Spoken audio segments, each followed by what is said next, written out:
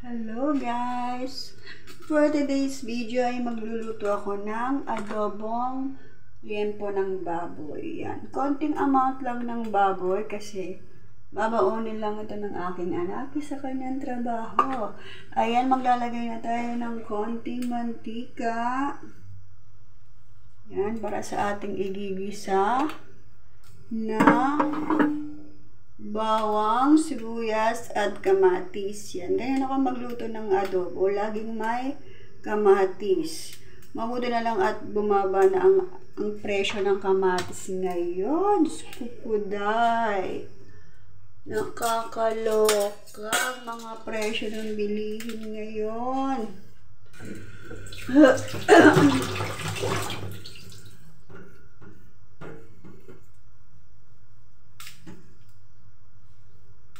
Ayan, dahil may init na ang mantika, kumukulo na ang mantika, magsisimula na tayong gisa. Unahin natin ang bawang, halu-haluin, hanggang sa mag-golden brown. Yan, buti na lang at kita dito ang kawali ko na lang yung nakita. Sunod naman natin ay ang sibuyas. Ayan, igisan natin yan. Mekos-mekos na natin ang sibuyas at ang bawang.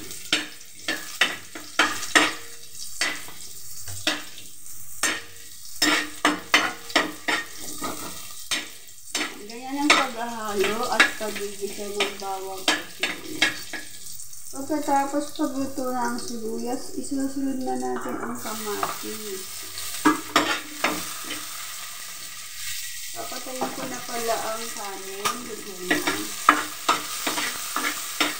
Ayan, kita niyo ba yung aking kagandahan?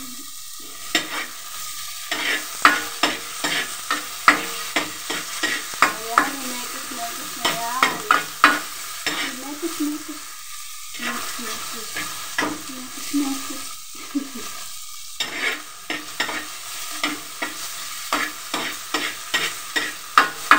Huwag na natin gaanong sinugin ng ating ginigisa. Sinugin natin agad ang baboy.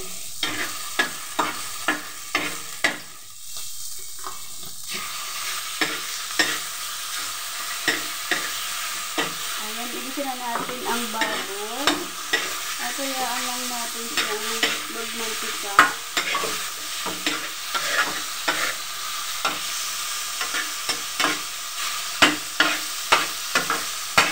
Ayan, kita ko naman may dikit-dikit.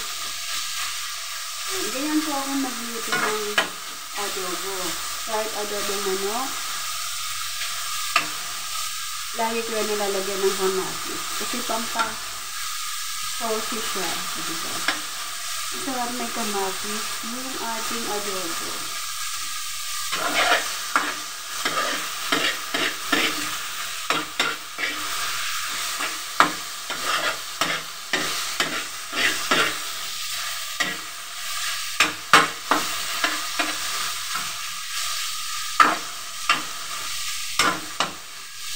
Ayan, hintay lang natin siya ng 5 minutes para maluto ang baboy. Susunod naman ay lalagyan na natin siya ng suka at toyo. Ang pangunahing ingredients ng adobo. Tama?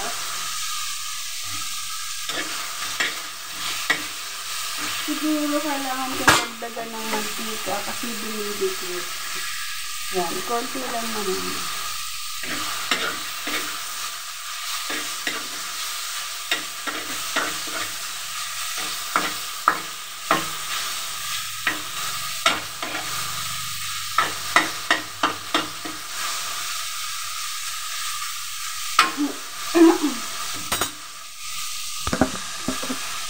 Ayan po siya.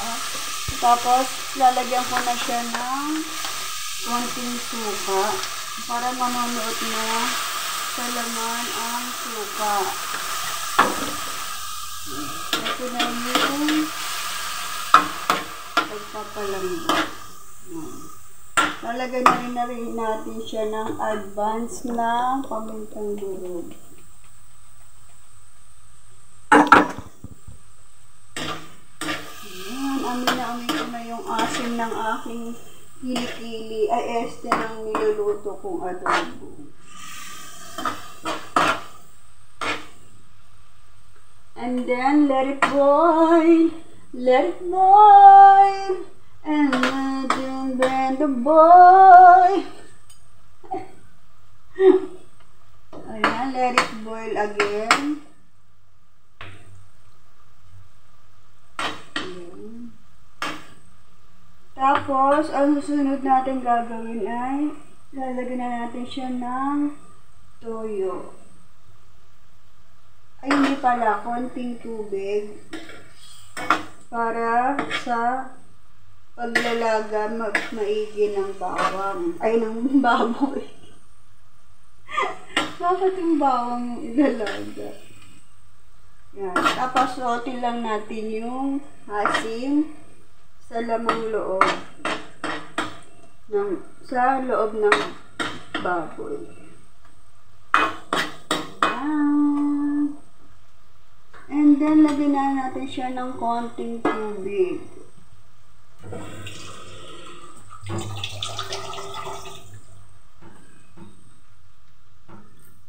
Yan, konting-konti lang para sa ikatutuwa ng baboy. Makakaligo na siya sa sabaw. Yan, pakuluin muna natin siya maigi. Takpan muna natin. And wait for 5 minutes. Baliktarin natin yung baboy para yung kabila naman ay lumambot at maluto maigi.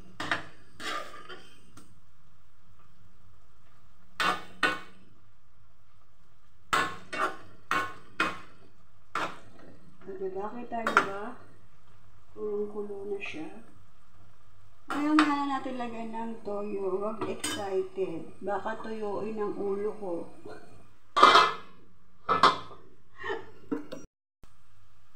Ayan, lalagyan na natin siya ng konting toyo. Konting toyo lang para hindi masyadong maalat.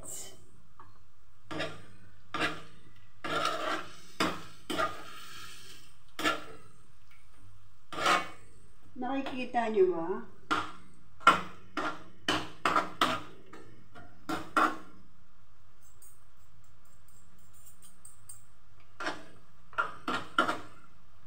Tapos, tikman natin kung siya ba ay matabang o maalat. Pag maalat, dadagdagan natin siya ng tubig at lalagyan natin ng asukal. Yung asukal, pampasarap din niya ng niluluto. Huwag lang masyadong madami para hindi tumamis yung niluluto niya. Nakakaumay naman.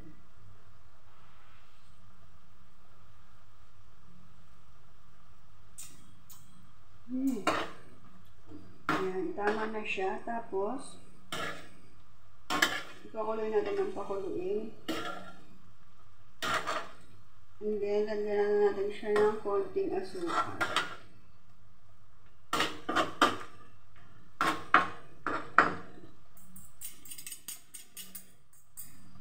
Yung magic sarap pala. Konting-konting asin lang para pampalasa. Tapos, konting-konting magic sarap.